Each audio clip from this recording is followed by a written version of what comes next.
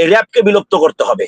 এই র্যাব যে অপকর্ম করেছে বাংলাদেশে আইনের পোশাক পরে, এরকম অপকর্ম আর অন্য কেউ করে নাই। পুলিশ তাদের থেকে দেখে ইন্সপায়ার হয়েছে। এজন্য আমার দাবি থাকবে যে র্যাব তদন্ত ছাড়াই একটা সন্তানের জীবনকে এভাবে ধ্বংস করে দিতে পারে, সারা বিলম্বে র্যাব এবং পুলিশ এই বিষয়টা স্পষ্ট করতে হবে।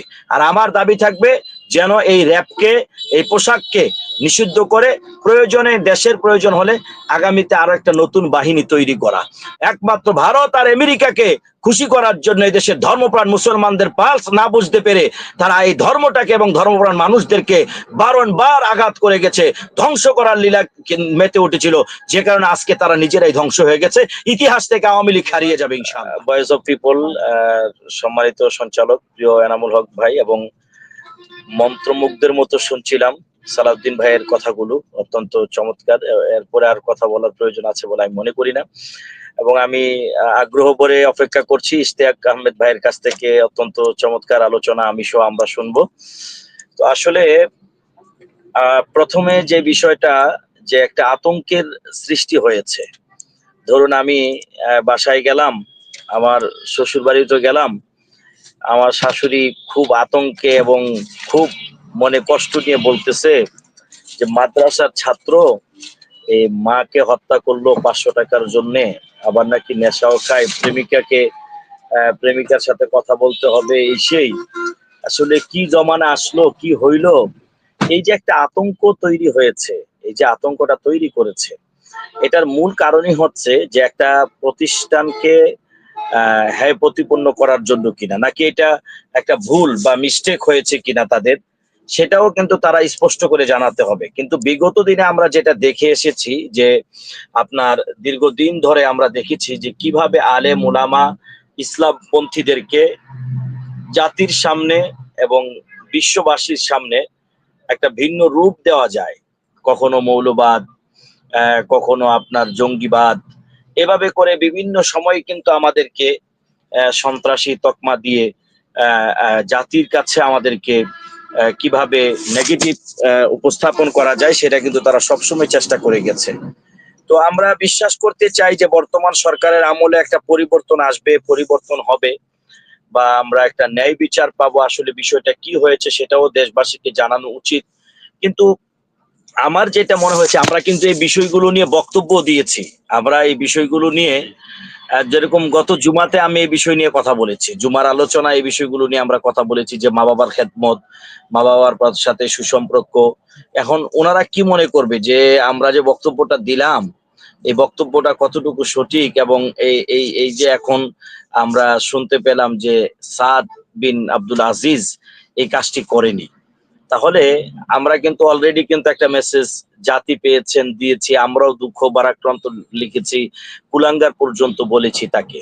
কিন্তু আমি কারাগারে ছিলাম, অভিজ্ঞতা আছে, আমিও এরকম একটা ছেলেকে পেয়েছিলাম যে নিজের মাকে হত্যা করেছেন, এবং এই কারণে তার বাবা এবং বোনেরা তার সাথে যোগাযোগ করে না, কারাগার থেকে নেয় না। তো ছেলেটা দেখলাম যে দিনদারি আছে, বুঝ আছে, তো বলতে চায় না কি কারণে কি হয়েছে। তো পাশের মানুষ থেকে জানলাম যে তার মায়ের প্রতি বা তার মায়ের যে আচার আচরণ বা একটু ভিন্নতা, অসামাজিকতা, যে কোনো কারণে হোক, তারা হয়তো পছন্দ হয় না, এরকম আছে। তো এইগুলো আসলে মাথার মধ্যে ঘুরপাক খাচ্ছিল যে আসলে বিষয়টা কি হলো, কিন্তু কোনোভাবে হিসাব মিলছিল না যে চেহারা দেখে আপনার মনে হবে না সে মাদক গ্রহণ করছে, তারপরে তার যে চেহারার অবস্থা বা মাদক গ্রহণ করা সন্ত্রাসী টাইপের, কিবা সে মাদক গ্রহণ করতে করতে একটা আপনার মাদকাসক্ত হয়ে গেছে, বিষয়টা কিন্তু এরকম মনে হয়নি। তো আমার দুঃখ এবং আমার প্রশ্নটা যে জায়গায় থাকবে, আমি কারাগারে ছিলাম, আমার একটা অভিজ্ঞতা এরকম আছে, এরকম অসংখ্য। এই সাদের খবরটা যখন আসলো যে সে তার মায়ের হত্যাকারী না, তখন আমার জেলখানার একটা কথা মনে পড়েছে যে আমরাও জেলখানায় ছিলাম, অপরাধ তো কেউ স্বীকার করে না, তারপরও কেন জানি মনে হয়েছে অনেক মানুষ এরকম আছে যে সে এই অপরাধটি করে নাই, কিন্তু তাকে ধরে নিয়ে আনা হয়েছে। কারণ কি, দেখুন, এই যে একটা জঙ্গিবাদের নাটক ছিল, কেউ একটা জঙ্গিবাদের পোস্ট করে নাই। ধরেন একটা আয়াতের অর্থ ইন্নাল্লাহ আশতারা মিনাল মুমিনিনা আনফুসাহুম ওয়া আমওয়ালাহুম বিআন্না লাহুমুল জান্নাহ, নিশ্চয়ই মুমিনদের জান ক্রয় করে নেওয়া হয়েছে নিশ্চয়ই মুমিনদের জান এবং মালকে ক্রয় করে নেওয়া হয়েছে জান্নাতের বিনিময়ে, তারা মরবে, তারা মারবে। এটা একটা আয়াত কোরআনের। এখন কেউ এটা লিখলো ফেসবুকে, এটা ধরেন আপনি শেয়ার দিয়েছেন, এইটা ওই যারা নাকি একটা ইউনিটি কাজ করে তাদের নজরে পড়লো, তারা আপনি কোথায় আছেন ধরে আইনা আপনাকে পিটাইয়া একটা বই দিয়া, একটা অস্ত্র দিয়া, শস্ত্র দিয়া, আপনি অমুক গ্রুপের জঙ্গি এই সেই এইভাবে করে তারা মামলা দিয়ে স্বরাষ্ট্র মন্ত্রণালয়ে পাঠাতো, স্বরাষ্ট্র মন্ত্রণালয় প্রধানমন্ত্রী খুশি করার জন্য পাঠাতো। আর এইগুলোকে তারা অনেক মায়ের সন্তানকে তারা এইভাবে ধ্বংস করে দিয়ে জঙ্গি বানিয়ে তারা নিজেদের প্রমোশন বাড়াতো, যে প্রমোশন লাগবে। তো এইগুলো নাটক কিন্তু পূর্বের, এই সমস্ত নাটক, এই জঘন্যতম কাজ, এগুলো পূর্বের, আজও সেই অভ্যাস রয়ে গেছে। বিষয়টা কিরকম জানেন? সুর এখন যেখানেই গরু দেখে ওর লোভ লাগা যায়, চিন্তা করছে তওবা কইরা যে আর কয়দিন বাঁচি, আর জীবনে মনে করেন যে চুরি করব না, বা ভিক্ষুক সে মনে করলো আর ভিক্ষা করব না, তারপরও যেই বিষয় অভ্যস্ত ওই বিষয়টা সামনে আসতে আর লোভ সামলাতে পারে না। ওই গরু দেখছে চুরি করার মতো। ওই যে একদিন একটা একটা একটা সংবাদে দেখেছিলাম যে বললো, কিরে তুই গরু চুরি করলি, তুই না বলছিস ভালো হয়ে যাবি? ভালো হয়ে যাইতে চাই, জেলে যখন যাই তখনই মনে করি আর বের হয়ে গরু চুরি করবো না, কিন্তু গরু যখন দেখি আর লোভ সামলাতে পারি না। তো আসলে এই যে ফ্যাসিস্ট 16 বছর ছিল, প্রত্যেকটা পদে পদে গোড়ায় গোড়ায় কিন্তু এদের দোসররাই এখনো বসে আছে, এখনো কিন্তু আমরা ক্লিন করতে পারি নাই। তো তারা আসলে সেই জায়গাগুলো থেকে এখনো উঠে আসতে পারতেছে না, না জেনে না বুঝে যাচাই বাছাই না করে কিভাবে মানুষদেরকে এই দোষ দেওয়া যায়, অপবাদ দেওয়া যায়, সেগুলো তারা করে যাচ্ছে।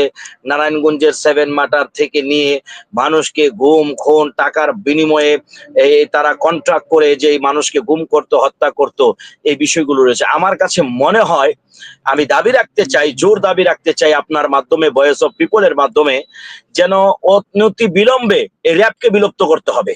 এই র্যাব যে অপকর্ম করেছে বাংলাদেশে আইনের পোশাক পরে, এরকম অপকর্ম আর অন্য কেউ করে নাই। পুলিশ তাদের থেকে দেখে ইন্সপায়ার হয়েছে। এজন্য আমার দাবি থাকবে যে র্যাব তদন্ত ছাড়াই একটা সন্তানের জীবনকে এভাবে ধ্বংস করে দিতে পারে, সারা বাংলাদেশের মানুষকে আতঙ্কে ফেলে দিয়েছে।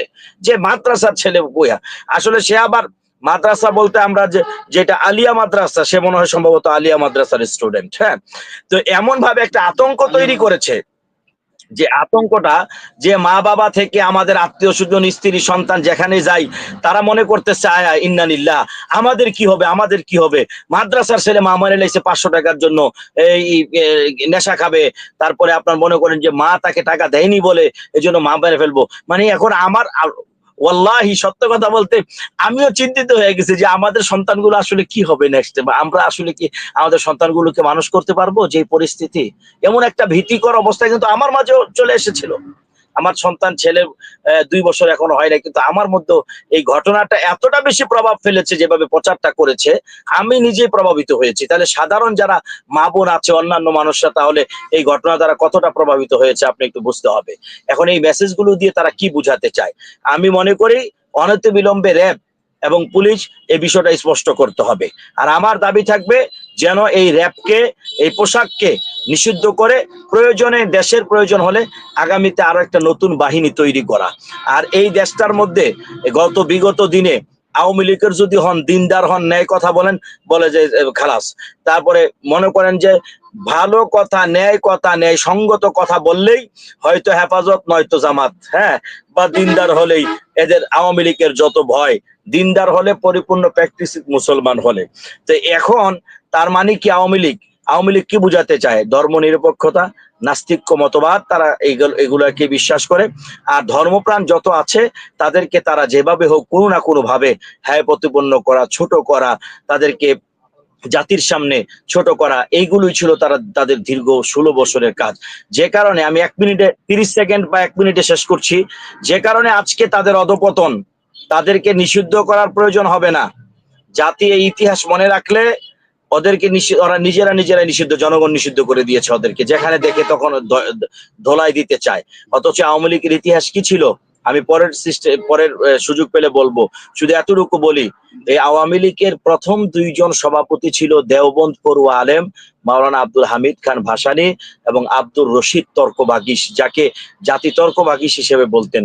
এরকম দুইজন আলেম যারা প্রথমকালীন সভাপতি 1-2 ছিল, সেই দলটা এই বিশ্বের মধ্যে একটা অন্যতম উদাহরণ রাখতে পারতো, কিন্তু তারা একমাত্র ভারত আর আমেরিকাকে খুশি করার জন্য এই দেশের ধর্মপ্রাণ মুসলমানদের পালস না বুঝতে পেরে তারা এই ধর্মটাকে এবং ধর্মপ্রাণ মানুষদেরকে বারংবার আঘাত করে গেছে, ধ্বংস করার লীলা মেতে উঠেছিল, যে কারণে আজকে তারা নিজেরাই ধ্বংস হয়ে গেছে।